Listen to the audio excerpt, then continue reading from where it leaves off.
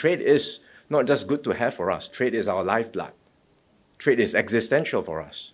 These things will not change with one meeting, and it's also very hard to tell how things will evolve month by month, year by year. They had a good discussion and conversation. I'm glad it took place and that it has provided some stability.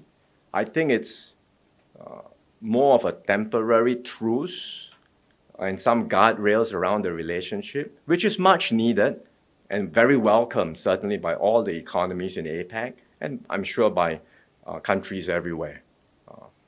And also for the global economy, this is much needed to provide some predictability, but it is short-term, and I think the underlying structural issues have not been fully resolved. The rivalry between the two countries remains, the mutual suspicion, the distrust of one another remains. The continued attempts to insulate themselves from one another, I'm sure, will continue. There's always been security carve-outs in trade agreements for national security, and these were in the past used sparingly. But nowadays, security is used very liberally, not just security in the traditional sense of defense, but also economic security, supply chain security, and technology security. So security is everywhere, and in the name of security, more barriers are put up against trade. So it's amidst this environment that we are meeting, and understandably there are different views across APEC economies around trade, but it's still very good that in this APEC meeting, we were able to achieve a consensus amongst the leaders and the ministers on the direction forward for APEC.